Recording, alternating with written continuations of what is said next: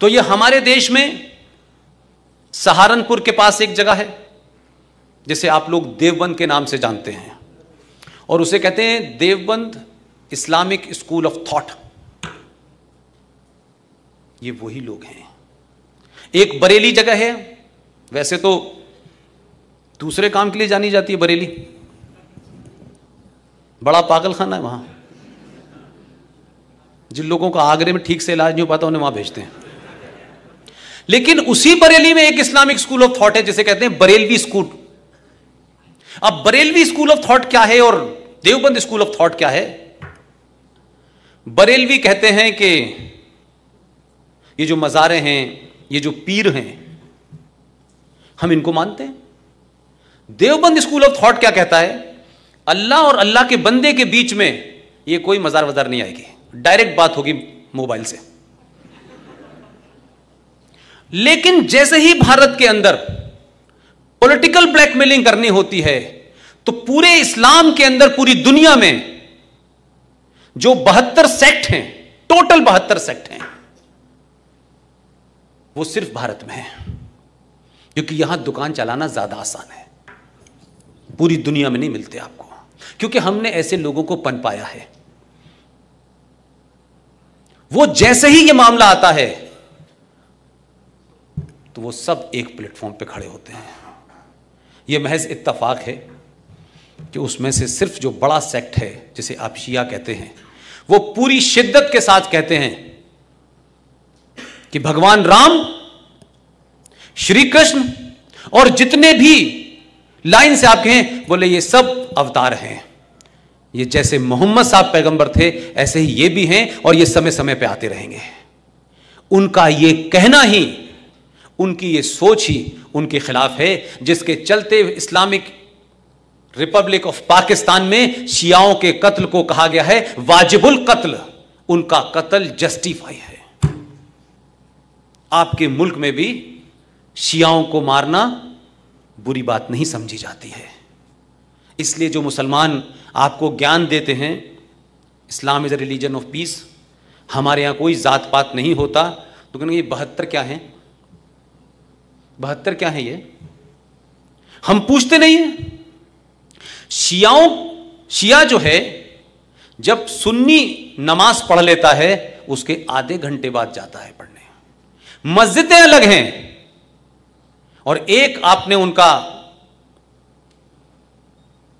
उसको आप फेस्टिवल नहीं कह सकते, उनके गम का दिन होता है जब वो मुहर्रम मनाते हैं। हमारे हिंदू भाई इतने भोले लोग हैं, इतने महान लोग हैं कि जिस सब्जेक्ट को नहीं जानते उसी में नोबेल प्राइज विनर है, और कोई पूरे कॉन्फिडेंस से कहते हैं। मैं जब यूनिवर्सिटी में पढ़ा करता था तो आर्ट्स फैकल्टी आप जानते हैं हर यूनिवर्सिटी की सबसे ज़्यादा नटोरियस होती है। अब क्योंकि उनको पता नहीं है, बेचारे शहर से आए हैं जो हमारे यूनिवर्सिटी से बाहर का, अब वो कह रहे हैं असलम भाई मुहर्रम मुबारक हो। भाई साहब, अब उनको ये पता ही नहीं है कि ये कोई, भाई साहब ये मुबारक देने का फेस्टिवल नहीं है, लेकिन चिल्ला चिल्ला के भाई दे रहा है, 4 लोगों को और बता रहा है। तो जहां आपकी इंफॉर्मेशन, नॉलेज अपने साथियों के बारे में यह हो, तो आप फिर कैसे किसी नतीजे पे पहुंचेंगे? लिहाजा इस्लाम, कुरान, ये सब एक बहुत बड़ा चैलेंज है दुनिया के लिए। पूरी दुनिया आपके न्यूक्लियर पावर को माने या ना माने, आप विदेशी अखबार पढ़िए, पूरी दुनिया आपके साथ एक बात में आपकी ताकत को मान रही है, या मान रही है कि उनकी मजबूरी है। दोनों में से कोई भी चीज आप मान लें। पूरा यूरोप कह रहा है, चिल्ला चिल्ला के कह रहा है, इस्लामिक आतंकवाद से सिर्फ हिंदुस्तान के अलावा कोई नहीं लड़ सकता।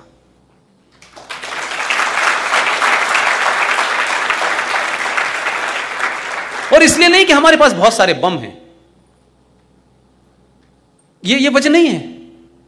आप इस सोच से पिछले 700 सालों से लड़ रहे हो। आप लड़ते लड़ते लड़ते लड़ते आपके अंदर रेजिस्टेंस आ गया है। आप कंफ्यूज नहीं हो, कुछ % लोग कंफ्यूज हैं, यूरोप में लोग लड़ ही नहीं सकते क्योंकि 100 साल से वो लड़े ही नहीं है। उनकी सेनाएं सिर्फ 26 जनवरी और 15 अगस्त के लिए निकलती हैं बाहर और कोई काम ही नहीं करती हैं। हम तो लगातार लड़ रहे हैं। हमारी प्रैक्टिस कश्मीर में भी जारी है, हमारी प्रैक्टिस माओवाद में भी जारी है, छत्तीसगढ़ में भी जारी है। हम तो रोज लड़ रहे हैं और रोज उस मानसिकता से आइडियोलॉजिकल लेवल पर, इंटेलेक्चुअल लेवल पे हम लड़ रहे हैं। तो यूरोप को क्यों लगता है कि साहब आप इस्लामिक आतंकवाद से लड़ सकते हैं? वो आप पे भरोसा कर रहे हैं, आप अपने ऊपर भरोसा नहीं कर रहे हैं। इसका यह कोई मतलब नहीं है कि इस्लामिक आतंकवाद से लड़ने के लिए आप निकलिए और 2 मुसलमान को चांटे मार दीजिए निकल के। यह मेरा कोई मतलब नहीं है। आपका कंफ्यूजन यहां खत्म हो जाए, यहां ठीक हो जाए आप, और इससे न शर्माएं कि मेरे यह कहने से कोई नाराज हो जाएगा, क्योंकि दूसरों ने आपकी नाराजगी की चिंता नहीं की, मुल्क बांटने के बाद भी नहीं की। वो कहते हैं Islam is a religion of peace. हम भी मानते हैं Islam is a religion of peace, लेकिन फर्क यह है कि पीस की डेफिनेशन और पीस की स्पेलिंग अलग अलग है।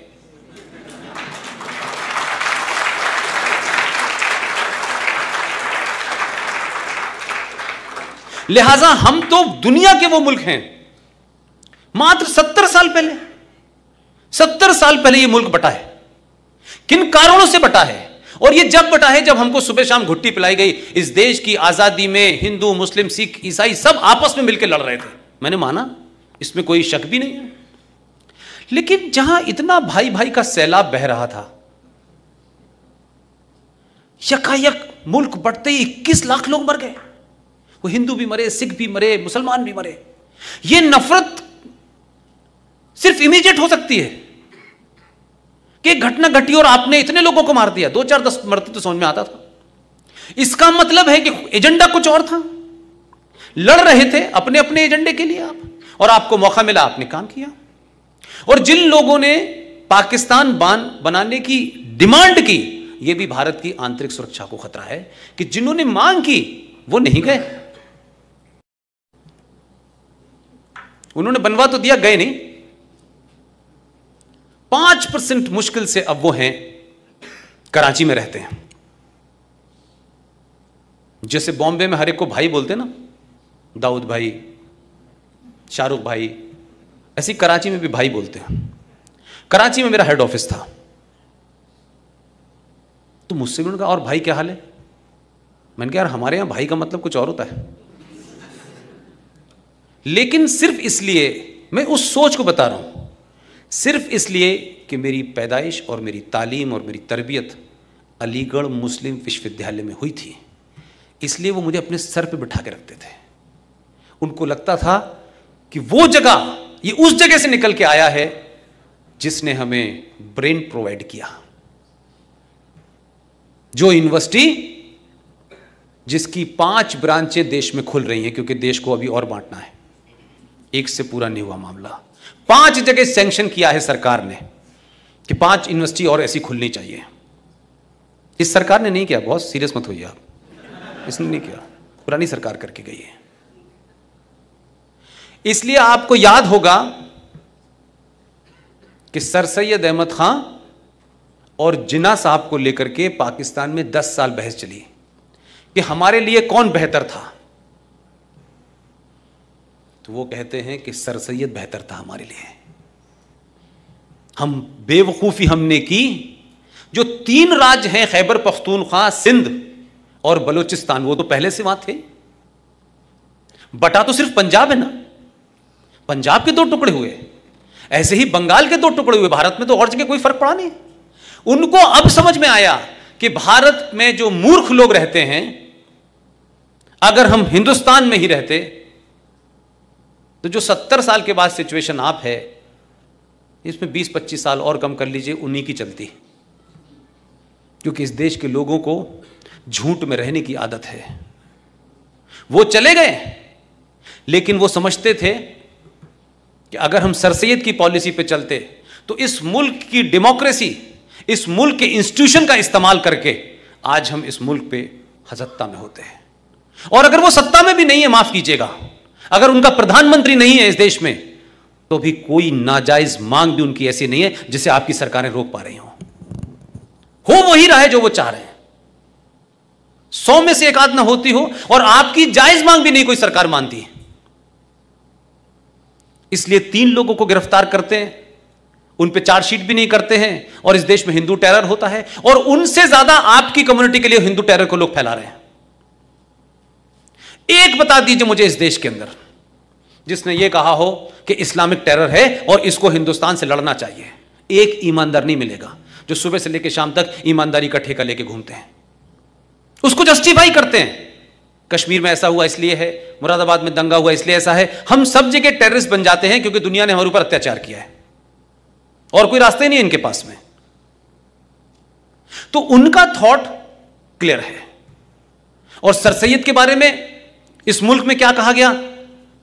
सर सैयद के बारे में एक नैरेटिव क्रिएट किया गया, जो बाद में वहां के रिसर्च स्कॉलर्स ने जब किताब लिखी तो उन्होंने कहा कि यार ऐसा तो कभी था ही नहीं।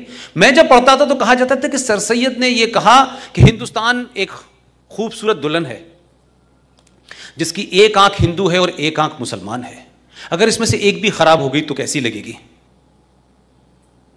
यह सर सैयद ने कभी कहा नहीं। सर सैयद की मेरठ की आखिरी स्पीच सुन लीजिए।